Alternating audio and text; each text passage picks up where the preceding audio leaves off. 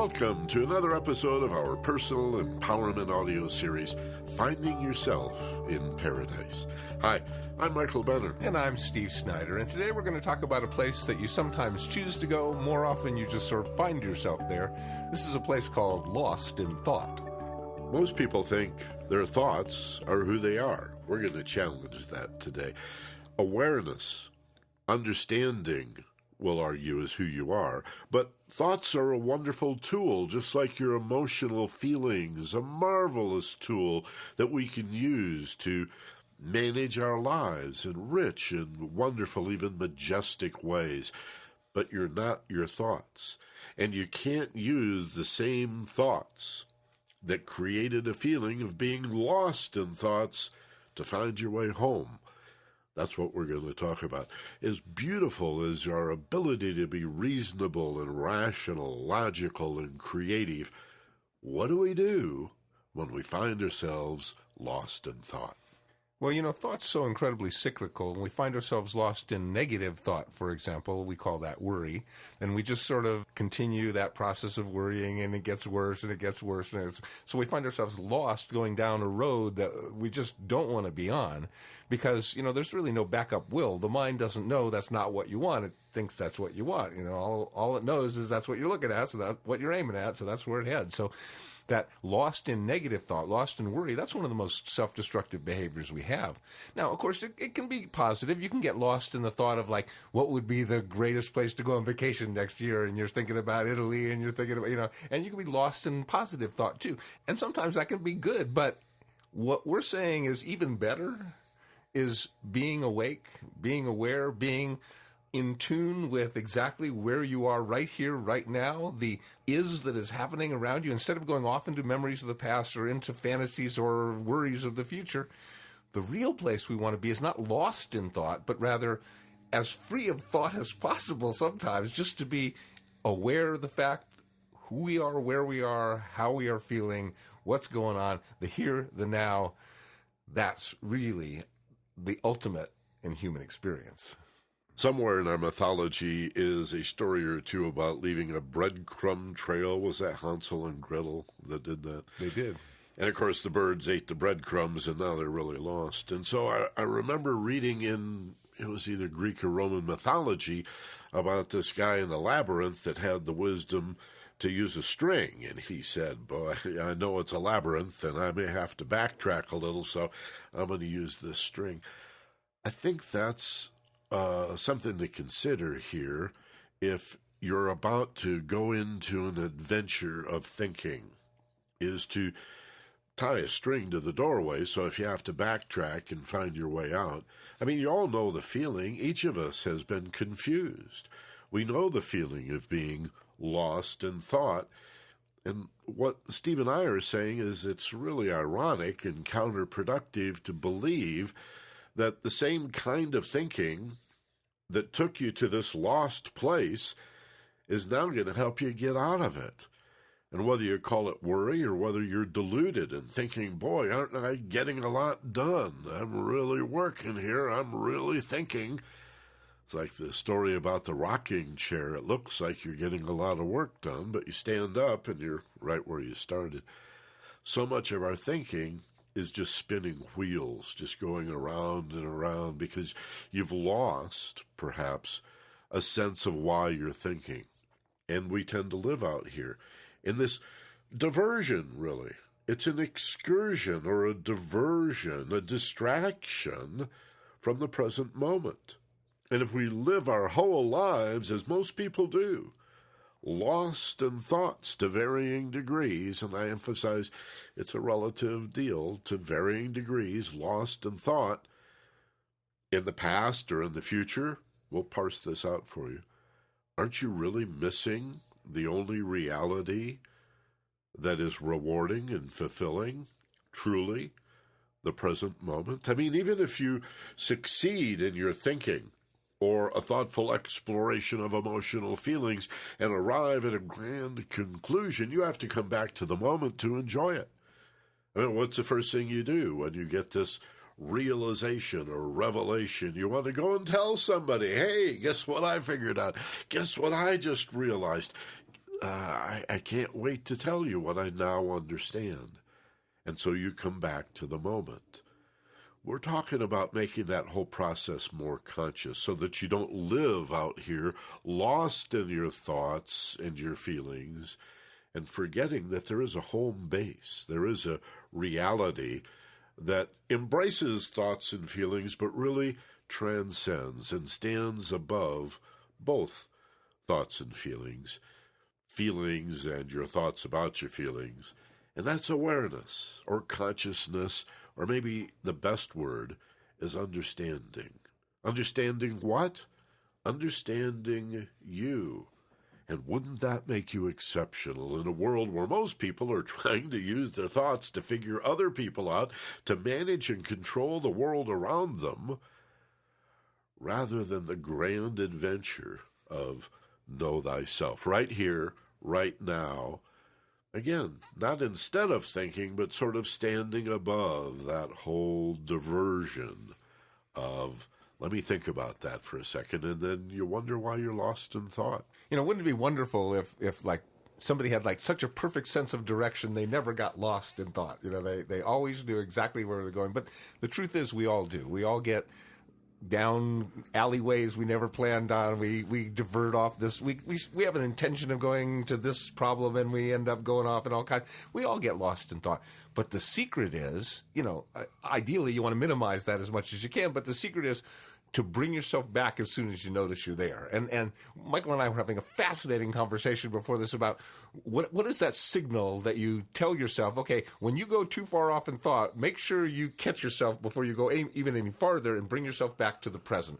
It's not exactly a habit because, habits are things you don't plan or think about. They just become automatic, but it's sort of a habitual or an automatic behavior you can create in your mind that anytime you start to go off track too much, you have this little thing inside, a little trigger inside that reminds you, hey, come back to that place where thought is only part of what's going on. There's also feelings and there's sensations and there's the awareness, like the big picture, step back, look at the whole thing, awareness of all these things going on at once. And most important of all, there's no identification with the thought or the feeling as being who you are. Who you are is this awareness of the fact that you have these thoughts and feelings. So that's waking up. And that concept of waking up doesn't mean you're not thinking, but you're certainly not lost in thought because the thought isn't in charge of you. The thought isn't taking you. You are up here sort of like watching the thought, observing the thought, not being driven or influenced by the thought, not judging the thought, not being controlled by the thought, but rather being aware of the thought, being awake to the fact that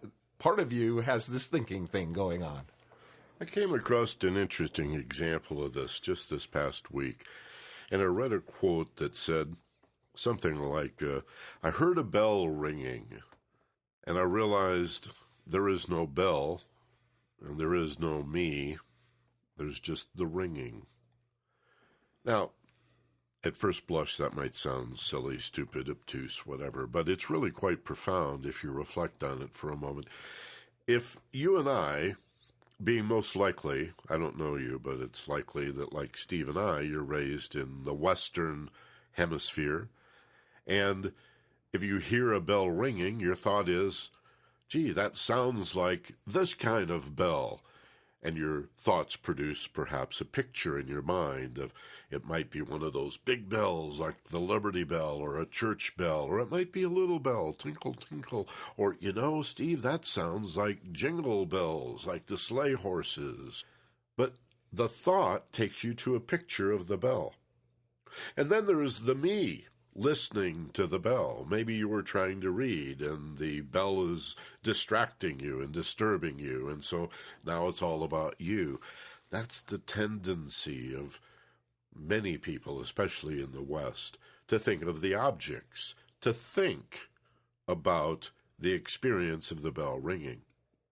But what this teacher was trying to point out is beyond the thought of the bell and beyond the thought of the self and how you're affected by it, there is this experience of, without any judgment at all, without any objectification, just experiencing the ringing of the bell. Is it a pleasant sound? Hopefully it is. Do you enjoy? Does it remind you of anything? Yeah, it reminds me of, here we go. off into a thought stream, a train of thinking. It reminds me of this time, which now I'm leapfrogging, which reminds me of this occasion. Here comes some emotional charge associated with that. And oh my God, that reminds me of now I'm thinking about this. And I've got a whole different charge. I'm not even listening to the bell ringing anymore. You wonder often why we don't have that carefree innocence that we had as kids when time stands still. It's because we stopped paying attention to the present moment the way a child does. I mean, what would it take to get you to come with us out onto this beautiful grassy lawn where we lay on the hillside and just watch the white puffy clouds float overhead without looking at your watch every 2 minutes, without thinking about all the things you have to do that you're not getting done, without worrying about whether you're going to get your bills paid at the end of the month? You see, you're never too old to recreate that timeless experience of, wow, isn't that groovy? Isn't that cool? Isn't that far out? What are the words you want to use? What does a child say? They see faces, they see shapes, and they experience the liberation and the freedom of just watching the clouds. Now, if you say, I don't have time for that, I'm way too busy, you're saying, I don't have time to live my life fully and completely because I'm way too busy thinking about my life. Lost in thought. Yeah, you can live your life or you can think about living your life, and most people do the latter. I mean, really, most people spend most of their time thinking about the past or the future, and that's not living your life. That's just thinking about living your life. It's sort of second best, and sometimes we have to do that. There's some planning we have to do. There's some, like, remembering lessons we have to do, but we're not saying never go there, but we're saying, like, people always go there. They're there almost all the time, and what we're saying is there's a better place to be some of the time, at least, maybe even most of the time, and that's in a state of awake, a state of awareness. So what we need is the trigger. What we need is something to remind us to come back to consciousness. You know what works for me? I think it's such a great thing. Is whenever I find myself getting lost in thought. No, I go down. For example, I'm having a conversation with somebody, and it's right on track. This is what I wanted to be talking about, and we're thinking that this is going. And then all of a sudden, my mind spaces out and wanders somewhere else. Well, I've got a thing that says to me, come back to the now. That thing to remind me so I don't keep going off into thought. Or if I find myself starting to get upset and angry, I've got a thing inside me that reminds me, like, come back to the present. And what's always worked so well for me to do that is one slow, conscious, deep breath. Nothing works better for me than just stopping and being conscious of the fact that I'm taking a breath makes me awake, makes me aware. Now I'm not the breath. I'm not the taker of the breath. I'm this awareness of the fact that I've stopped being lost. I've found myself here now, being conscious of this breath I'm taking. And from then I can choose to stay in this state of awareness, this higher consciousness that we humans are, we should be so enamored with. It's such a wonderful place to be. It's not wide awake. It's through the land of narrow awake into a state of fully awake. Really, it's a wonderful place, being conscious of your thoughts and your feelings, but not being them. We're saying in order to go there, what you need to do is find a way to remind yourself when you're lost to come back home. And that's the trigger we're talking about. For me, nothing works better than that one slow, conscious, deep breath. You see, the very nature of thinking, whether we talk about logic, deductive, rational reasoning, or creativity, there is such a thing as inductive logic, and I'm not going to get off on a tangent here, other than to say that thoughts by their very nature tend to objectify things. Thoughts are about objects. Indeed, many philosophers, theologians, psychologists, and educators have said thoughts are things. Thoughts are objects as well. You may have heard sometime in your life the phrase thought form, as if a thought is an object. And this is discussed a lot in these fields I've just described, philosophy, psychology, education, and such, that the thought becomes the thing. You believe you're thinking about a concept, but the thought becomes the object, the thing that you're thinking about. It's now one step removed. And getting lost in thought then is now, through your reasoning, you're 2 steps removed, and then 3, 4, 5, 6 steps removed, and now you're lost in thoughts. Now, make no mistake about it, thoughts, again, are wonderful things. To me, the thought is the hammer, but not the carpenter. And as Adler said, if the hammer is the only thing you have, then everything looks like a nail. Well, if thoughts are all you have, and even your feelings are something you think about rather than simply experience, free from thought and judgment, then you're going to try to master your life by thinking about it. And then you wonder why you're in pain, why you're not sensitive to your feelings, why you missed this experience or this or this richness or the fulfillment of feeling this way or that way, and life loses its color and gets really gray and routine and mundane, and people call this anxiety and depression, and I mean, there's all kinds of names for it. Stress, I think, would be another good name for it. The more stimulated you are, the more likely you are to become lost in thoughts. And I'm saying thoughts are a wonderful tool, but it's not the only tool. You could experience, for example, your feelings without thinking about them. Now, I'll confess, this was a major breakthrough for me as a young man, because I was taught, maybe you were too, as a little boy or a little girl, but me as a little boy in particular, I was taught only girls and sissies feel their feelings. No son of mine is going to cry, or you better stop that or I'll give you something to cry about. Gotta hope you never heard that one. And so I got a very clear message that intellect is superior. I should be thinking, not feeling, and if I had a strong feeling I couldn't ignore or deny, I was going to have to think about the feelings. So all of my feelings I lifted up into my head and sliced and diced and parsed and got nowhere. Just lost in thought, didn't feel, did not have access to emotional wisdom, to my intuition, to this other sensitive side that's much more subjective, if you think about it. I understand the irony in that. If you think about it, thoughts are objective, emotions are a little more subjective, but the waking up to the moment that Steve's talking about, using a trigger,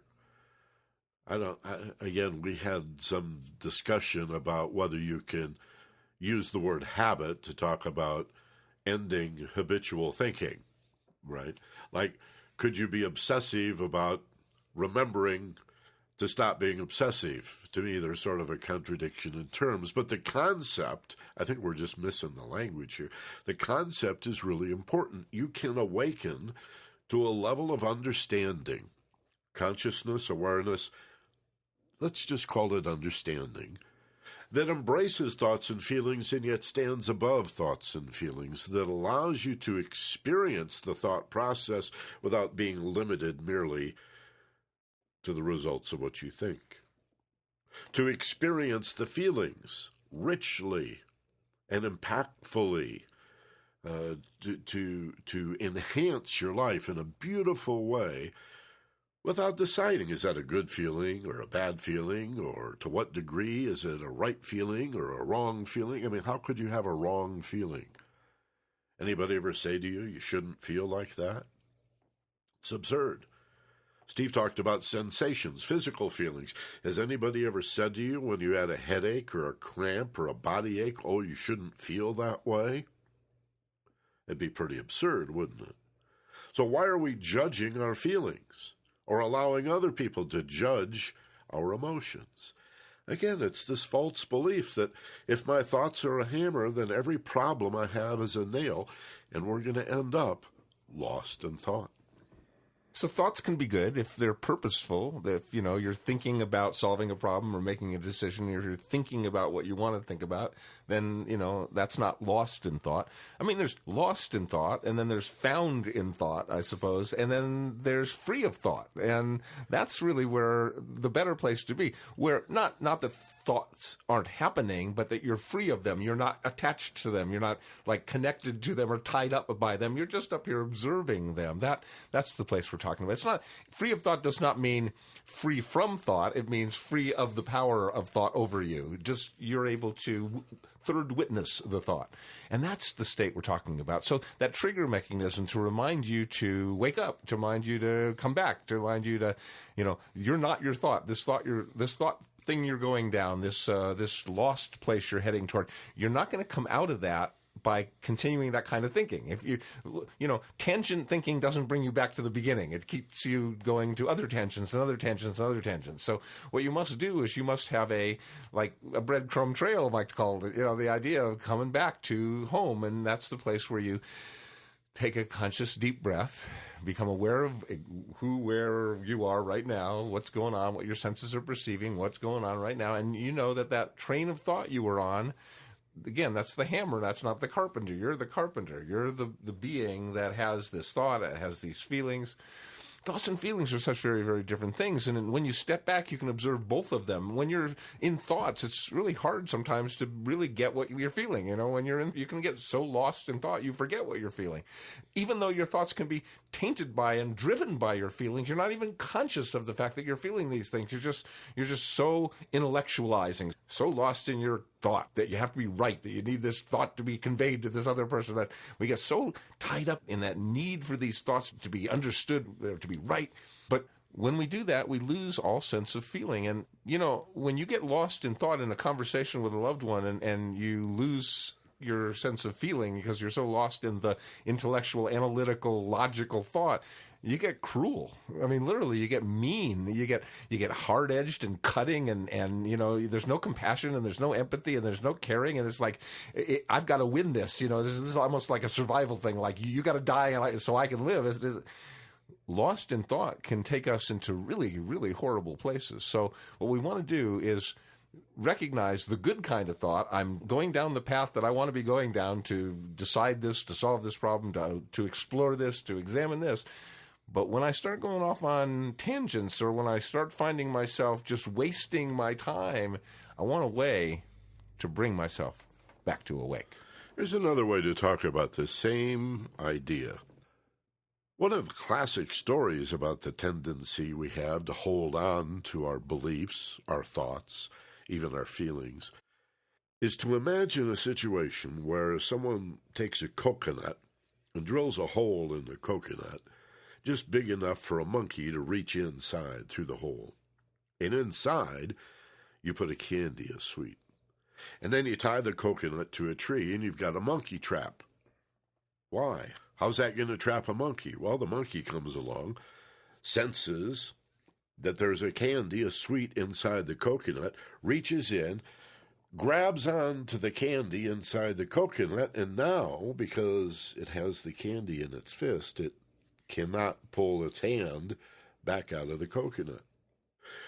You'd think the monkey would let go of the candy and just pull its hand out, but then it doesn't have the candy, so what's the point? It would just put its hand back in, but it's not going to think that way. It's going to hold on to that candy for dear life, pull, tug, pull to no avail. It doesn't realize, it's a damn monkey. It doesn't know that it has trapped itself. It's in a prison of its own making simply because it insists on holding on. That's us.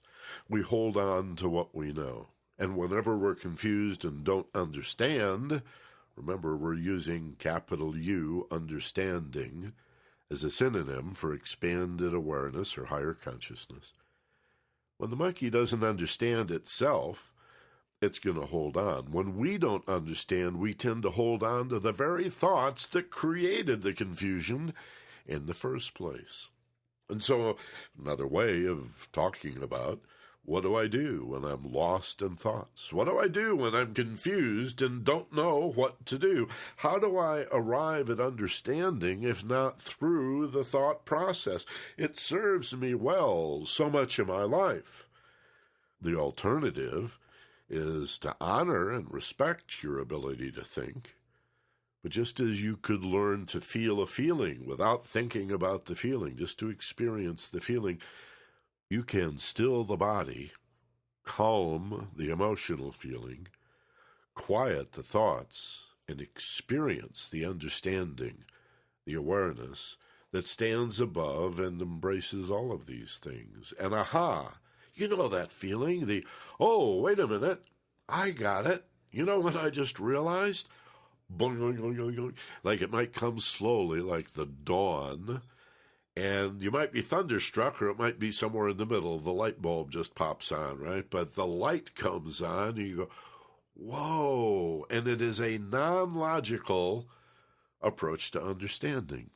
You didn't hold on to your thoughts. You let go of your thoughts, and unlike the monkey, you were able to pull your hand out of the trap. Yeah, I mean, how do you not think? Well, you do something else. You become aware. If you're paying attention to the fact that you're taking a breath, I mean, no words going on, just you're noticing your lungs are filling, and you notice that, you're holding at the peak, and you feel how it comes. That's not thinking. It's easy to not think. All you have to do, if you look at that cloud and just see it, just see it. Not, oh, that looks like a pig, just see it, That's not thinking. It's easy to not think, but you have to choose to do that these days. It's so amazing. When you think throughout all of human history, up until really recently, most people spend most of their time like being aware and not thinking. I mean, this thinking all the time is a pretty new thing. I mean, most human beings throughout most of human history that were bored were spending their time just being bored. They weren't really thinking. They were just being bored.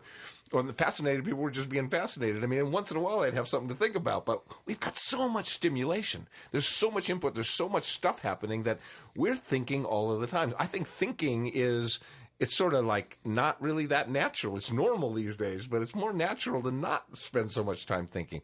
So what we have to consciously do, and we can develop the pattern of doing this in our life, of doing this regularly in our life, is experience not thinking by experiencing smelling something, or experiencing hearing something, or experiencing the taste of something. That's not thinking. Experiencing what comes in through your five senses is not thinking. Noticing the sensations in your body. When you get up and experience, you bang your shin on a coffee table, for a moment there is a sensation there. You don't have a thought about it.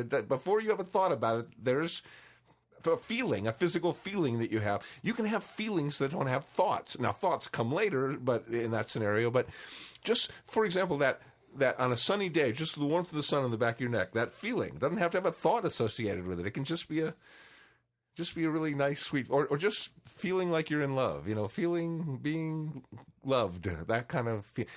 Lots of ways you can experience life without thinking, but unfortunately at this point for most people you have to purposely decide to do that. And again, I want to underscore the idea that non-logical, this intuitive realization of understanding with a capital U, is non-logical, but that doesn't mean it's illogical. This is not contrary to thinking. Remember, I said understanding stands above, but it also embraces thoughts. Thoughts are a path to understanding.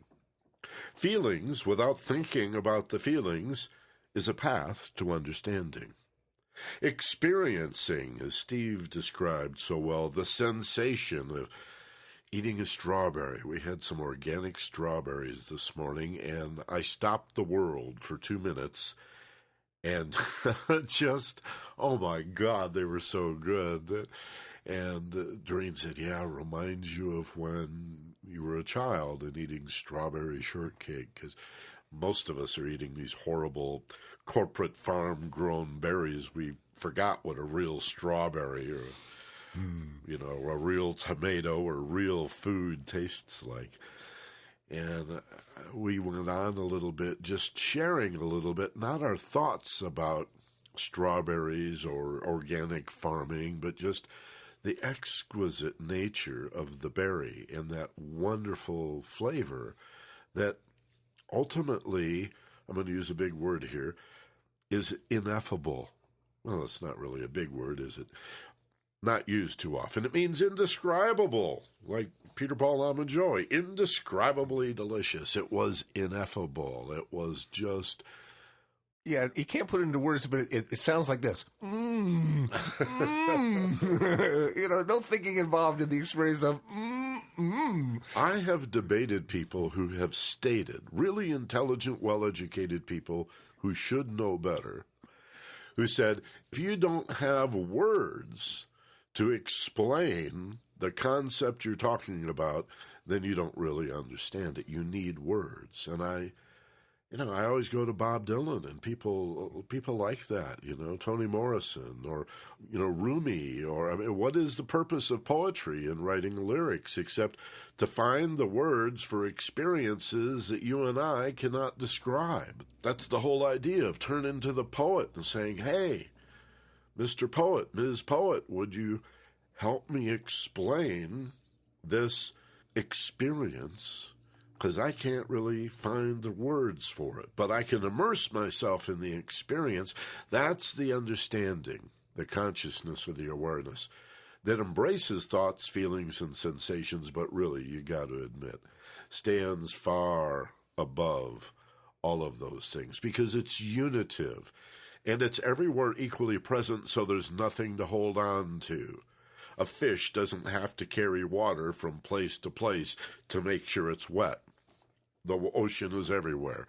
The lake for this fish is everywhere equally present. And so is understanding through awareness or consciousness. And this can be a major breakthrough in your life. Oh, good. I can still think when it's appropriate, to whatever degree it's helpful, and I can experience my emotions and my senses and sensations without a lot of judgment and analysis. But then there's this higher element, this understanding, this consciousness that stands behind or above or everywhere, that is all of those things and more. And so when you're lost in thought, or you're depressed and confused by a set of feelings you don't really understand, know that you've got more than just thoughts and feelings to pull on. And the same thing with tasting that strawberry. You don't have to think about the chemistry involved. Yes, well, the flavor is the result of these chemicals reacting and the citric acid on the... Come on. There's just the experience of it in the present moment, free from judgment, and probably the best word for this in the shakeout of the 21st century as science moves toward this, what had been esoteric understanding. I think the best word for it is mindfulness. You can practice it in meditation. In fact, we're about to. And so there's mindfulness and meditation, but most people would say, well, meditation ends when you open your eyes and stand up and move out into the world. Mindfulness does not need to end. And when it's time to think, just know that it's a diversion. And leave a trail, as Steve said. Leave a trail so you can come back. Leave a trigger. Create a positive habit of, I can wake up whenever I want. And realize... What's that Einstein quote, Steve? You know it better than I, about you'll never use the same mindset or level of thinking. You can't solve a problem with the same level of thinking that created it. Yeah, that's Einstein. Another great one is, one of the greatest athletes in the history of sports, Satchel Paige, says, sometimes I sits and thinks, and sometimes I just sits, and sometimes you can sit and not think, to paraphrase Satchel, and you can do some of that right about now. So let's take that slow, conscious, deep breath so you can see how you can just turn off your thoughts. Just notice how the air fills you as you hold it and release it. Just pay attention to that as you do it now.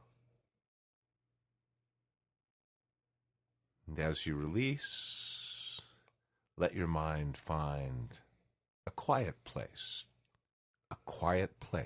of peace. And you feel yourself relax, feel. So notice how your body does release as your mind finds the peace tension does release, and thoughts slow down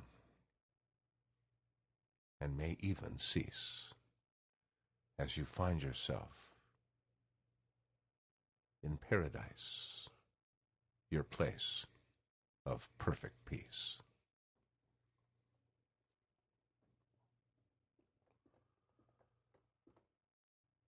Traditionally, teachers in all cultures all around the world, even the shamans of indigenous societies, the medicine women, have taught the value of using the breath like a metronome to center yourself and bring yourself back into the present moment. Anytime you're lost and confused, sad and depressed, don't know what to do or where to go, don't know where to turn, just put your attention, as you relax and feel very safe, on the bottom of your nose, and watch your body breathing itself. You don't have to follow the breath into the lungs and back out, and you don't have to think about anything. And because of the nature of the mind, you'll become distracted from time to time. Just like a barking dog in the distance or a bird on the wire might distract you, but as soon as you're aware of that happening, let it go. And gently and effortlessly, without any emotional charge or frustration, just simply bring your awareness back to the breath. Because the one thing that's true about breath is that it's always happening right now. And there's nothing about breath that you need to judge. There's no reasoning necessary. And again, there's a thought, takes you off. There's another, there's a feeling, there's a sensation in my body. I wonder if I should scratch that itch. Fine. As soon as you've dealt with it, acknowledge it, put your attention on it. Now let it go. It's sort of like teaching a puppy to sit and stay.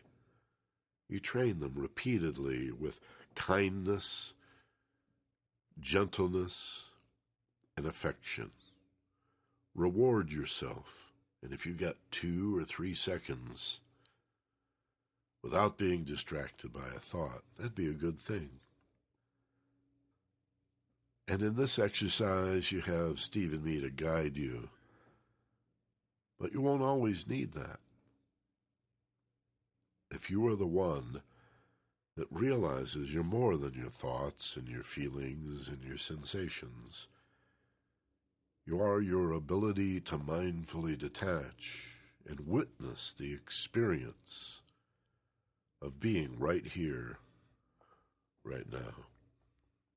Bring your attention to the core of your being, that place that's the solar plexus, where all the bundles of nerves come together in a very electrical nexus. Bring your awareness there. Your center of gravity, your center of being. Just pay attention to how it feels. Let go of whatever you're hearing or seeing or smelling or tasting. Just go to how it feels. And with each breath you take, notice how the feeling changes. Pay attention to the feeling in your solar plexus. Breathe. Feel.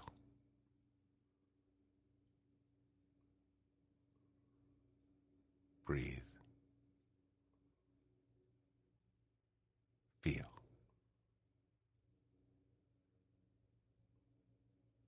Breathe. Feel. And see that you can become free from thought, experiencing the sensation All you need is to have the idea. That begins the gestation. Go to what you smell or what you hear or what you taste. Or go to anything you choose and experience it here and now with that higher consciousness you can use, free of thought. No judgment or control, free of thought, feeling much more whole, free of thought, and clear that this understanding comes from here. You'll recognize this level of awareness in your daily life by its peace, its simple joy, its happiness for no reason at all. Imagine being happy for no reason. Without reasoning, without thoughts. What if your default position was peace, joy, happiness, and understanding? Consider that we've spent our lives trying to attain these things, to get there as if it were a remote destination, and in fact, peace, joy, happiness, love, understanding, and all of the qualities of spiritual love have been here within you all this time. And there was nothing to attain. No place to go, nothing you need to do except stop doing from time to time what you've been doing to distract yourself from the natural state of peace and love. And not only have you had this in the background all along, you are this. It's your ultimate identity. As understanding, awareness, consciousness, as peace, joy, happiness, and a quality of contentment that is difficult to find words for, but the great poets have found ways of saying this, countless ways of talking about the universe in a grain of sand, in eternity in a flower. Everything you need, everything you're looking for, you've already got. In fact, that's who you are. The point of living is to realize it. Isn't that sweet? That's all you got to do. And then if you want to take these excursions into a material world and use your thoughts to make decisions and accomplish things and pay your bills and leave behind great innovations and inventions, that's wonderful. That's all good. Use the hammer to build.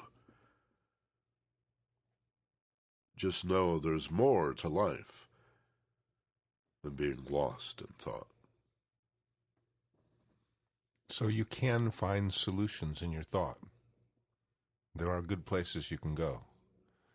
But whenever you find yourself lost in thought, the thing you want your mind to know is that you can be free of thought for a moment, just with one deep breath you take, and get yourself back to that place called found, and no need to hesitate.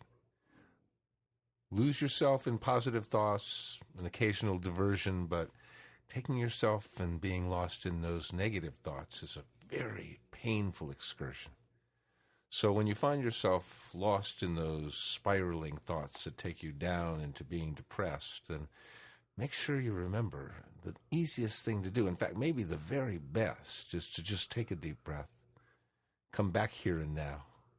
All that stuff's not real somehow. It's in the past or in the future. It's just in your head. Come back to here and now instead. One breath, and you'll find you can calm your mind and come back with your head to here and now instead.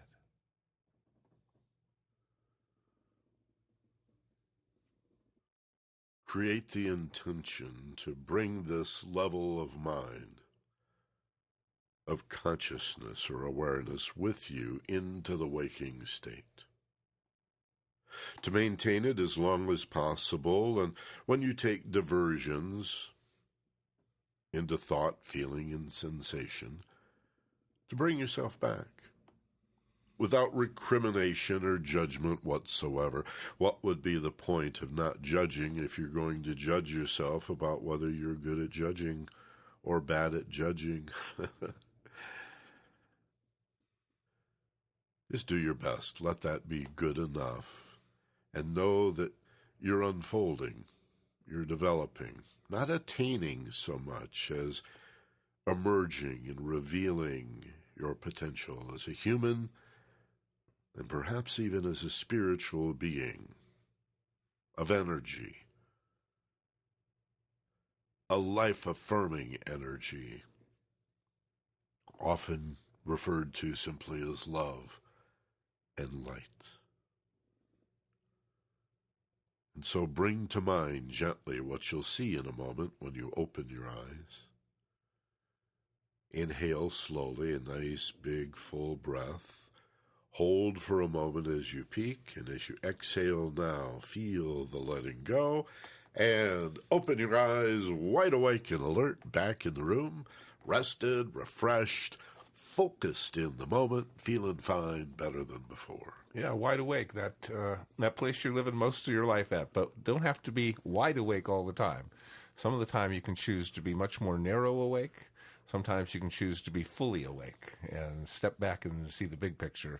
Be aware of your thoughts and feelings, but not actually just be them, not be controlled or driven by them. Rather, be able to step outside and see them in a non-judgmental, no need for control kind of way. It's a very powerful state. You know, dip your finger into it, then dip your toe into it and play with it a little bit. You'll find it's really, really restful. It really feels good, and it brings a broader perspective to the way that you get to see the universe, that you're not your thoughts, but they're just part of who you are. Steve, I got some strawberries for you. Would you like to? Yeah. Hey, thanks for being with us. Tell your friends about the Finding Yourself in Paradise premium audio series and the personal empowerment newsletter you can sign up for. And maybe the best way to introduce people to these programs is to send one to them. Use that tool right below the built-in player at focusedpassion.com. This program or another that you really liked. Think of somebody who you know would really appreciate this particular program or that particular program. And all you need to do is enter their first name and email. We'll send it off to them absolutely free. And thanks for your interest and your support of this project. We're making a difference in people's lives, including you. We appreciate you being part of that whole plan. So, as always, thank you. Mahalo from Maui, Hawaii. Be gentle, love life, and take care of each other. For Steve Snyder, this is Michael Benner. Aloha from Maui.